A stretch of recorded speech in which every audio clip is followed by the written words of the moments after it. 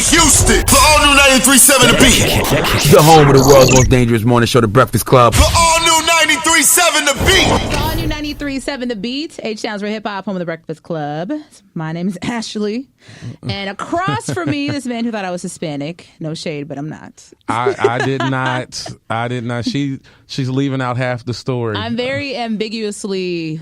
some Pete Davidson said he's like, I'm ambiguously something miscellaneous in the face. Yeah. Yes. That's what I am. But Ryan Davis is in the house. What's up, sir? What's up? Oh, let me take that back. The sold out Ryan Davis. Oh man, listen.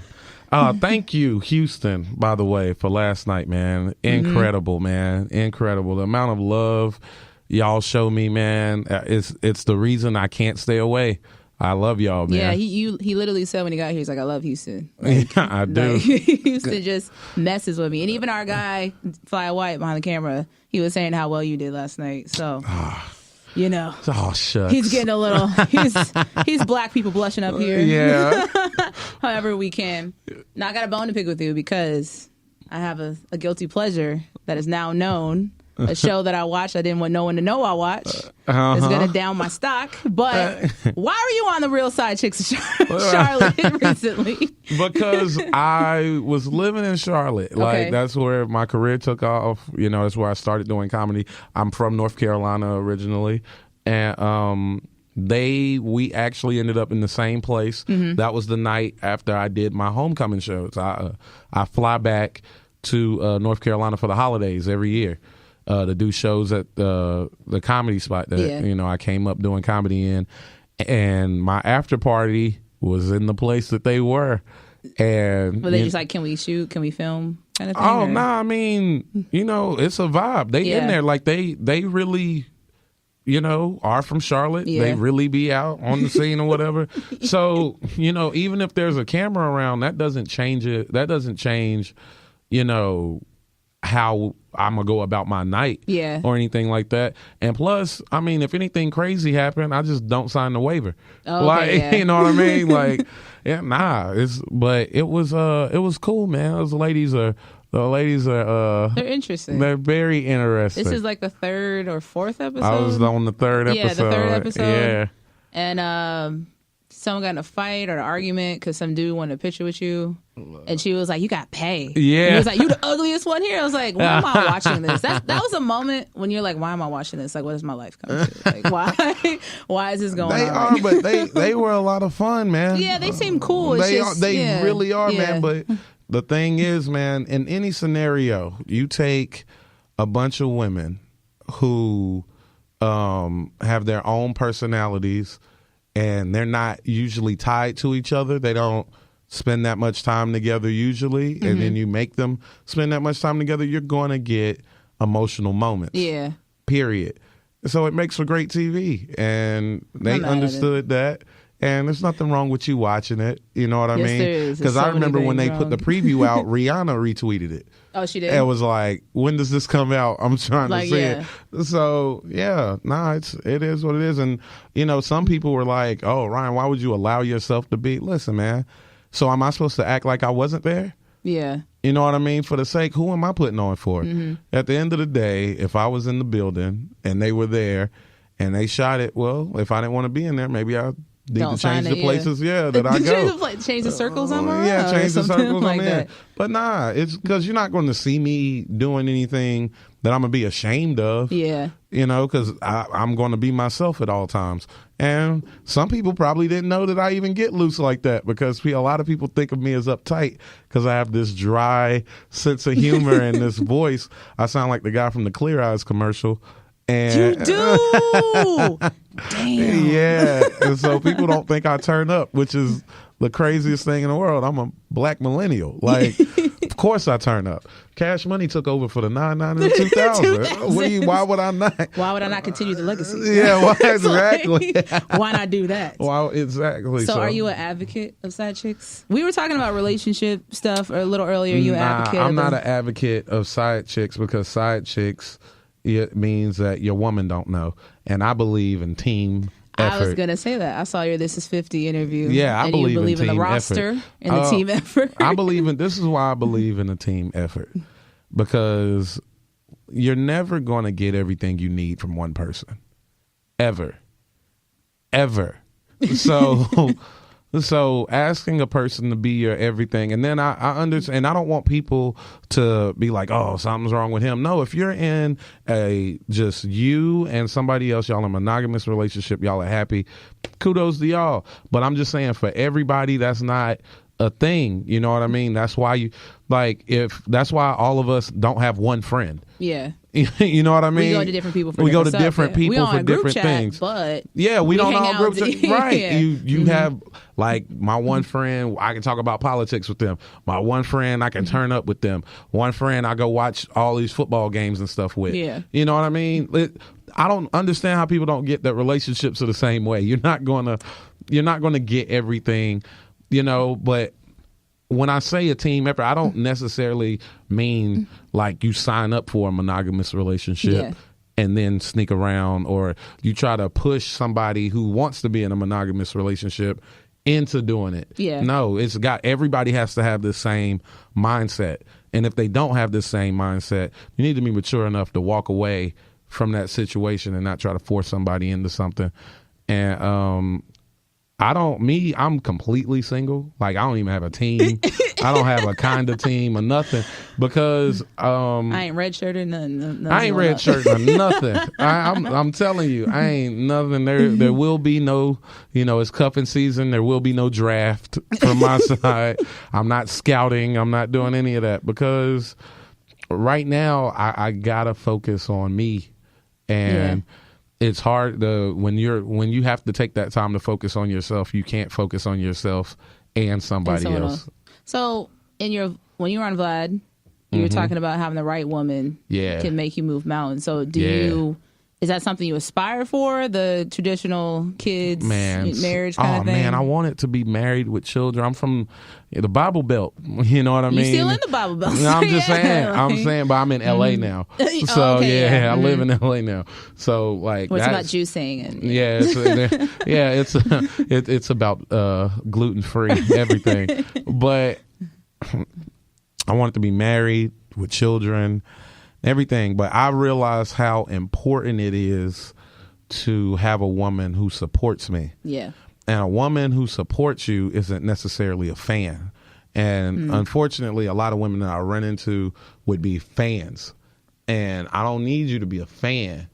I need you to just check and see if I'm good. Mm-hmm. Like, know what I do for a living, want to see me successful, want to know how you can help that or whatever, but I don't really need you to be a fan. I don't even, like, if my woman don't even think I'm funny, that's not even a problem for me. Like, Nikki, you ain't shit. Yeah, that's not even a problem for me. Like, I really would be like, okay, all right, that's cool. Because that means that, it's not what I do or my status or anything like that. It's other things about me that she likes. And that's what we're building the relationship off of. So for me, man, it's that she supports, not, she don't really have to be into what I'm doing. And that's hard to find because I'm recognizable. So I kind of have the same idea just about music and the industry, whether you're an artist or working in music. It's easier for me to date someone in the industry because they understand. And if they're not in the industry, they're going to be like, why you around all these dudes all the time? They got money and jewelry and all this stuff. Really have it bad. Women really have it bad. In music, Because, like, when you're in the entertainment industry, like, you're got to deal with jealousy from your girl if you the most popular dude in your city. You know what I mean? You just got to deal with jealousy. So imagine if you popular all over the world. Yeah. So that's jealousy you've been used to. Anyway, you were dealing with that in high school. Men's jealousy is a whole, especially if you're dealing with a man who's not used to being this type of jealous, because you're always around, because men, it's an ego thing. So you're always around men that he think is better than him. Mm-hmm. And it's driving him crazy. But for a woman's jealousy is usually comes from, she know you. Mm-hmm. She know you. I know you, and you're all over everywhere, and these women are in your face. you ain't saying no to everybody. But with men, it's just the what if. Yeah, the men is the she could have somebody. Yeah. She could have somebody better than me, and it's really you're right, nigga. I can't. Yeah, but I won't. It's tearing up that he gotta. He just gotta be. But you know what? You know what the answer to that? Be better. If you so worried that she wants better, then be better for her. Hey. You go ahead. You give a sermon to these motherfuckers. Hey, they don't be wanting to hear that. They don't want to hear that. Don't want to hear that. Not at all. I had to learn that because I used to be one of the. I was a main complainer. Yeah. When you complain about something, if it's something you can do to alleviate that, then maybe you should do that. You know, and that's just part of maturing, man. Like, I'm a completely different person at 31 than I was at 29. Like, I don't know what clicked with me, but everything, and it might have been my kids, but something clicked where I was like, I can't be this guy no more. It's all about accepting responsibility for whatever I'm doing, whatever I'm seeing, and whatever I'm feeling. And if you can't do that, you know, then that's how you get into these situations. And then that's why, you know, somebody can't appreciate somebody as wonderful as you. But you'll find somebody, love. Look at that. You'll find somebody. That. Look at this nigga. So with that, do you feel like you could date someone in the industry? Do you think that would work? But the thing is, that is the most likely choice. And that's not what I want, though. Why? You don't? Well, okay. I asked that because the things that you and I have to deal with in our separate careers, not a lot of regular people would understand our lifestyle. Oh, so absolutely it's like kind of that's the only choice. Yeah, you know what I mean. It is because whenever, like let's say I do a comedy show, right? And after that, a promoter wants me to come do their club, go do a hosting at a club. They want to pay me some real money to go do this. I'm gonna go get the check. Yeah. But your girl, all she see is bottles, girls in your section, all that. That's what she see. Yeah. She don't see, babe, I just brought home a few grand from what you saw as hanging out and partying. That's work. But to somebody who don't understand, that's not work. You're having fun. Yeah. You around all these women. But nah, I'm really at work. This is really my job. Yeah, it's part of my job. And part of my job is to be seen in popular places, and they pay me for it. Yeah. So what, am I not supposed to make money because you don't want me around bottle girls because you're insecure? You see what I'm saying? But that's our industry, is entertainment. And selling the experience and the dream. Boom. And all that. But and I had to learn. It was a lot of people who didn't even realize that, that I even sell out shows. Yeah. Like I did DC at the top of the year. Sold out 6 shows in DC. Like over 2,000 people paid to came to my show. And when and then like they'll do certain people will do an interview on the Breakfast Club, and somebody be like, man, Ryan, can't wait till you get big enough to do a Breakfast Club interview. Big enough. I was like, what do you mean big enough? The person they interviewing not as big as me. Like, what are you talking about? Yeah. So it's for the masses, it's all about perception. I had to learn that. Like, I've met all these people and I've hung around all these celebrities, but if I don't take a picture of me hanging out with them, didn't happen. Then it didn't happen. And you're not cool, and they don't F with you like that. You see what I'm saying? So so that's how I was living my life. That's why a lot of people like maybe listening now is like, I ain't never heard of dude or whatever, because I don't put it out there. You know what I mean? But it's like you said last night, my show was sold out. I'm kind of popular. Like I'm 1.5 million followers on Facebook. Yeah, like, I'm kind of popping. You know what I mean? But it's just so like in 2019, y'all are going to see more of that stuff, because I need people to understand where I am. Because some people will feel like you fell off, and you ain't fell off. Yeah, it is weird. And if I don't post this stuff and I don't do this stuff, it can hurt my career. And to a woman who does not understand it because she's not in the industry, it can be a problem. But in the same breath, I don't necessarily want to do dating a woman in the industry, because then our relationship can be public. And I don't want a public relationship. I mean, you can keep it private. No, we can. It just takes, but it depends on what is her thing. Yeah. If social media is her thing. She's like, why don't you post me? I'm trying to get my followers. Well, it ain't even that. It ain't even Yeah. that. If you take some people that are made it big in entertainment, their brand is being seen. People want to know what's going on in their life. Well, like the Kardashians made a whole life out of it. Yeah. People just wanting to see what they got going on. When they're dating somebody, they got to show it. Mm-hmm.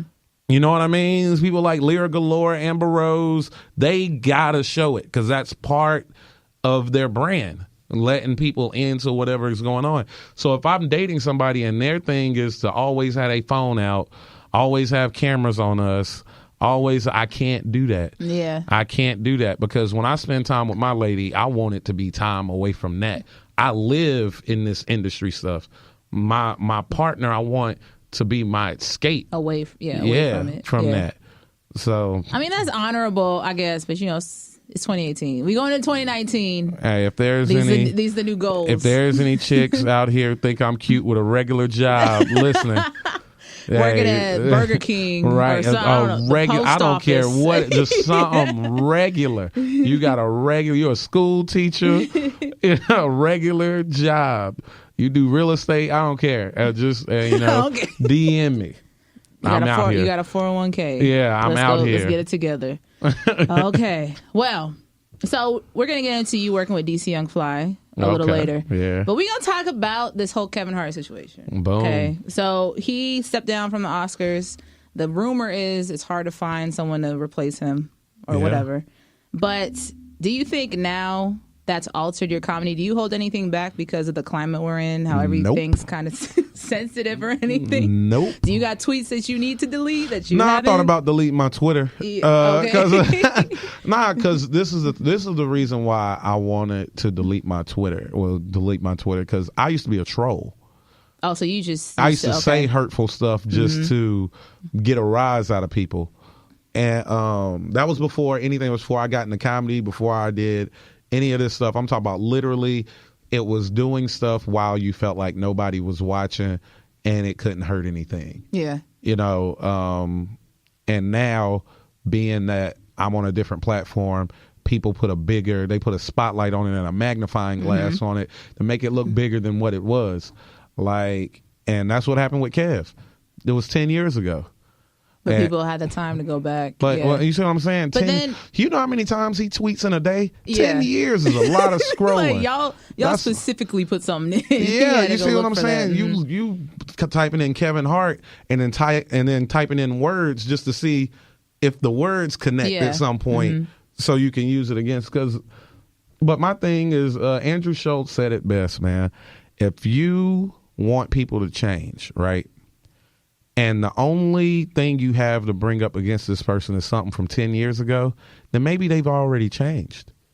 And maybe you're not looking for an apology, you're looking for revenge. Yeah. And I think that's the way a lot of the people who saw that situation have looked at it, and that's why they're finding it hard to replace him. And to be honest, I'll do it. So if Oscars just want to reach out, I want to pass the boy the opportunity. It's not gonna make sense to anybody. Be like, why is he hosting? Don't just like worry about me. His hoodie says, "Who was right? Who was Ryan Davis?" Like, listen, it'll be funny. I bet you that. But we know that. Yeah, yes. but it's man. At the end of the day, you know, you can't crucify somebody for something they did. How many of us are the way that we are now, the way that we were 10 years ago? No one. And if your answer right now, you're listening going, I'm exactly the same way. Yeah. You should be concerned. You should. Like, you haven't grown at all there's in no 10 levels years. to this. Yeah. Jesus, I'll be praying for you. But it's you gotta change. You gotta have. You know, we all grow as people, man. And Kevin Hart has proven over time that he's not a bad guy. Exactly. Yeah. So you can't treat him like a bad guy just because he said a bad thing 10 years ago. Yeah.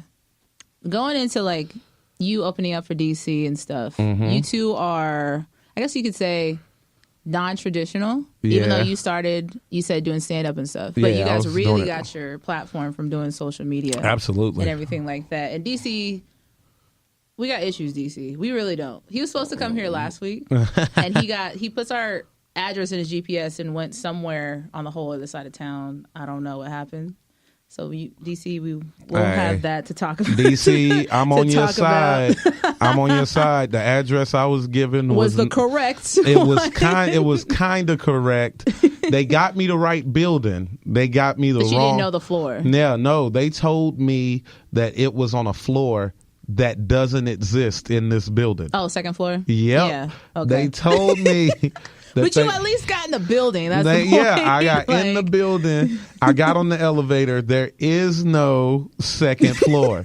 All right. So we all know if you go outside the building and count up to, technically that's the second floor. Yeah.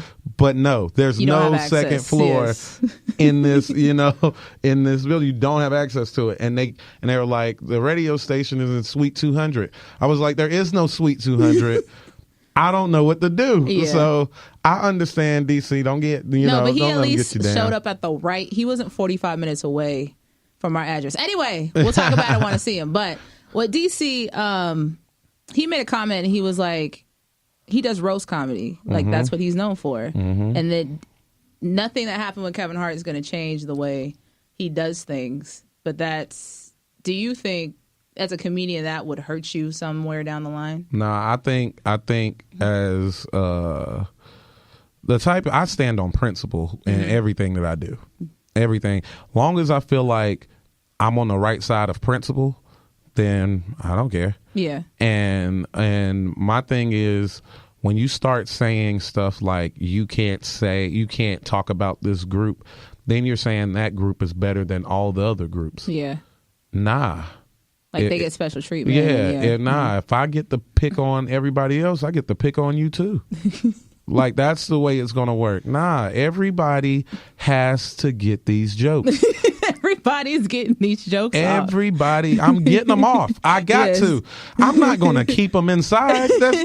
That's not, I'm sorry. I'm not going to let these good jokes die on the inside of me because I'm scared of what is at the end of the day. Listen, and I'll give y'all examples after I say it, but listen, when people rock with you, they can't kill you. Yeah. They can't kill you. They can choose to stop working with you, but they can't kill you. Mm-hmm. People ain't seen Cat Williams and so much stuff. Cat Williams been in and out of jail. All this stuff has happened that people perceive as just these most negative things with Cat Williams. Cat Williams is still the second highest ticket seller for black comedians in the world. Mm-hmm. It's Kev, then it's Cat. You ain't seen Cat in a bunch of TV, bunch of movies, no nothing. Most of the time people get up and talk about him. They want to say something negative about him. But you know what he still is? The second highest selling black comedian in the country. So when the people love you, they're going to love you through all of it. And Kevin understands that. The Oscars, Kevin ain't missing out on the Oscars. The Oscars is missing out on Kevin. Yeah. There it is. So let's go into how you built your platform, because I saw you on This Is 50. You were talking about how you market it. So a lot of people think to be famous on Instagram or Facebook or whatever, that that you are you just post it and just hope somebody finds it. Like, you don't move after that. You don't do marketing. You don't whatever. Like, how do you get your stuff out there after you post it? Yeah, it was easy to do it that way when mostly nobody was doing content. But now everybody and their mama, daddy, uncles, and cousins is doing content now. So you got to take it to another level. My thing was always to retain eyes.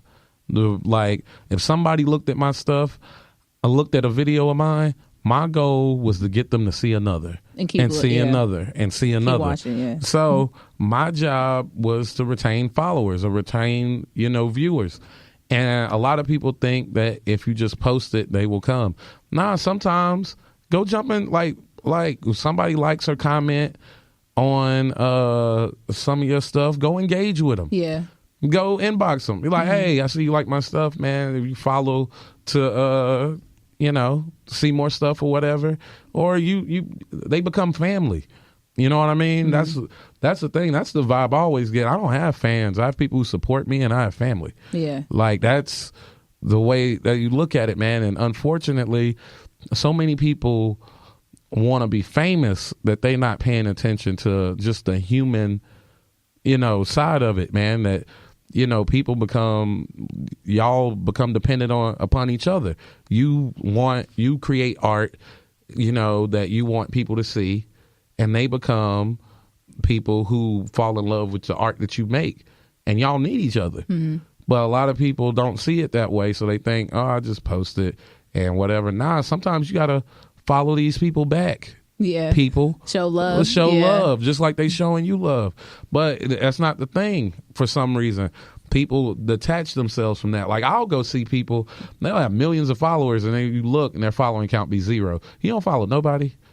You're not interested in seeing nobody's content. Nobody. That's one of the most self-absorbed things I've ever seen in my life. You have no interest.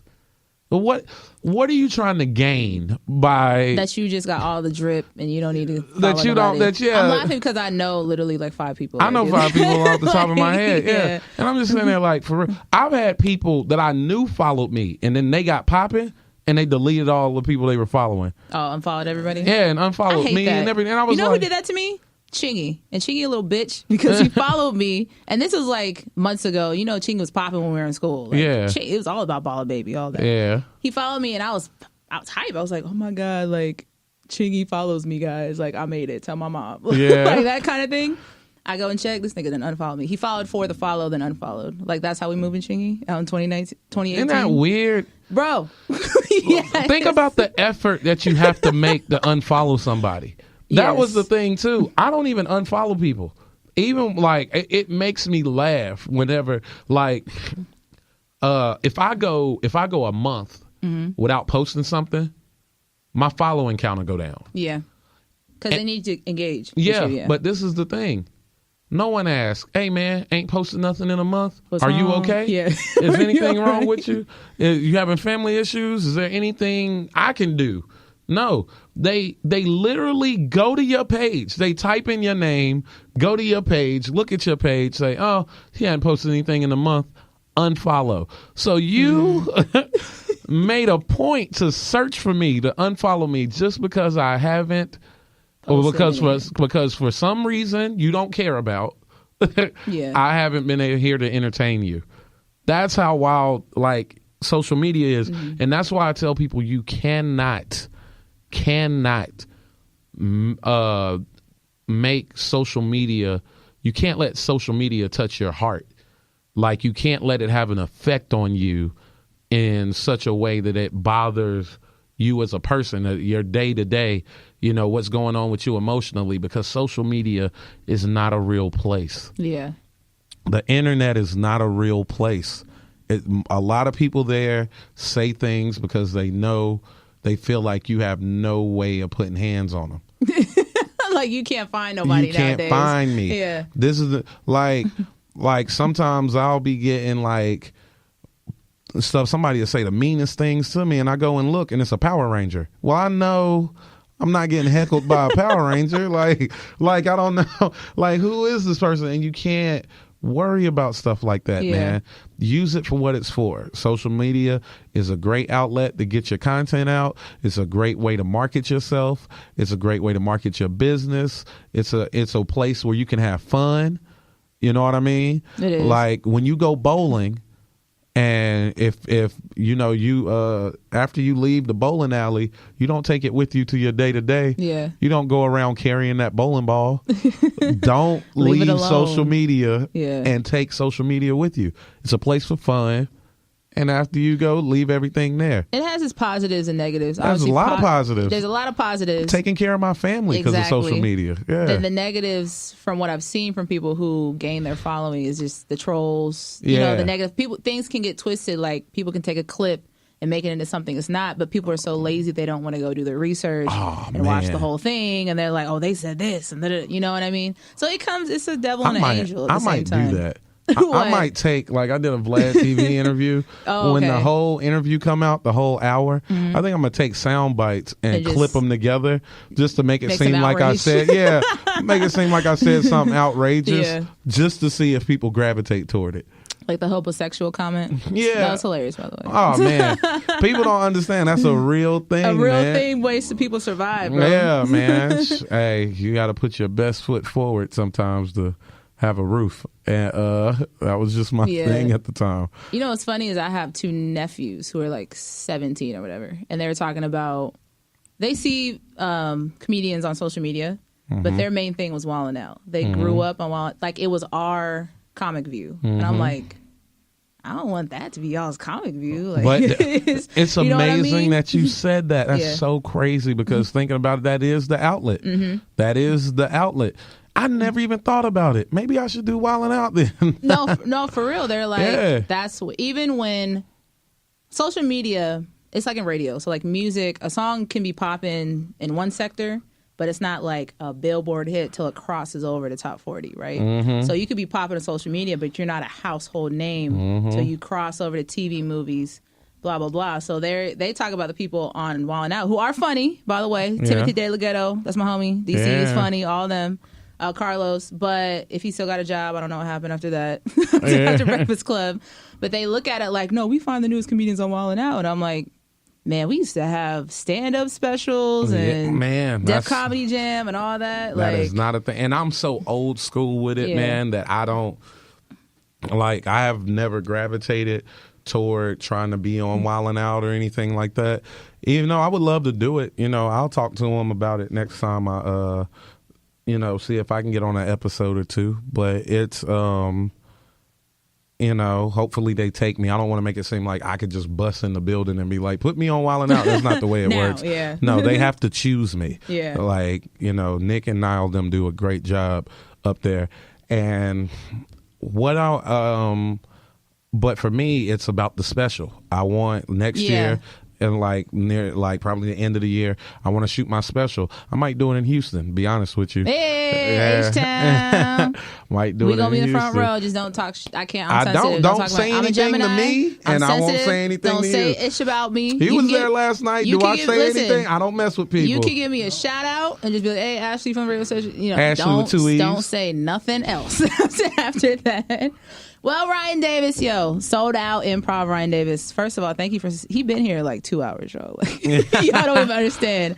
What do you got coming up? What are you working on? I know you still got to do your tour, but what else is going on in Ryan Davis land? Rolling through the tour, and then starting a podcast, starting a web series. Okay. If anybody out here likes Insecure. Yes. You know, it actually started as Misadventures of an Awkward Black Girl on YouTube. Issa Rae did that, and that's kind of the path that I'm taking. Okay. Creating my own show, and it'll be a web series. I'll put it out on YouTube and on Facebook, and hopefully people gravitate toward it, and it'll make a producer go, "Hey, we need to turn something like this into a show," and that opportunity will come that way. And working on some TV show stuff for TV too. So a lot of stuff more to come for 2019. We're going to be looking at you. I added to your 1.5 million Facebook likes. So, so we going to be homies. But until then, Ryan Davis, until you come back to H-Town, we know you are because you love it here. Love it here. We love you. Until next time.